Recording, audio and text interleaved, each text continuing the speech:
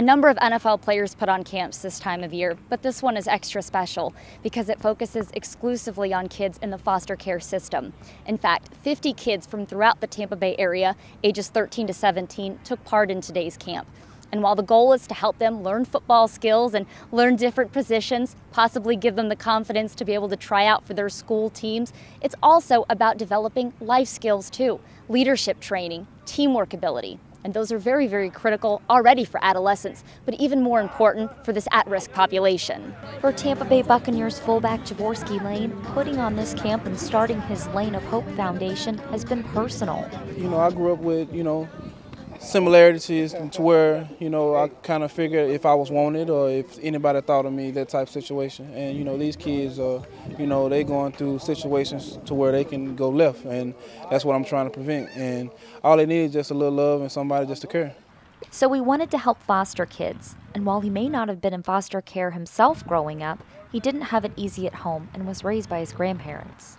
Football played a big role in helping his self-esteem, as well as providing structure and stability. He hopes it'll do the same here for these teens who face tough odds. A study conducted at the University of Chicago found that of 23 and 24-year-olds who have aged out of foster care, less than half will be employed and almost 25% will end up homeless. What's worse, nearly 60% of young men end up convicted of crime and 80% arrested, with only 6% having a 2- or 4-year degree.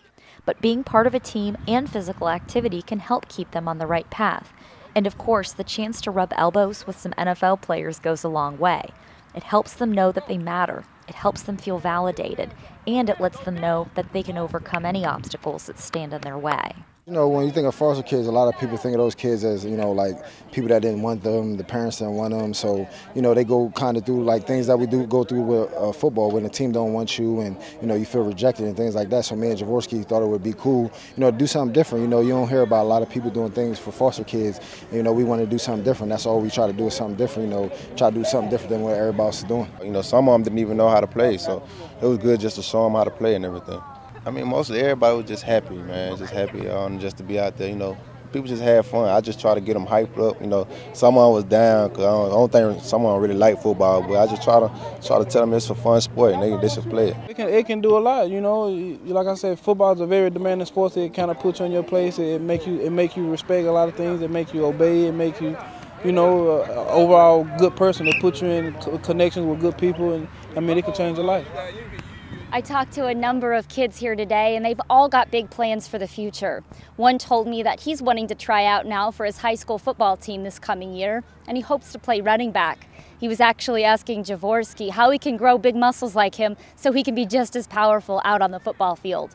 And I talked to another camper who says that he hopes to take his GED test in a few weeks and wants to go to community college to become a chef.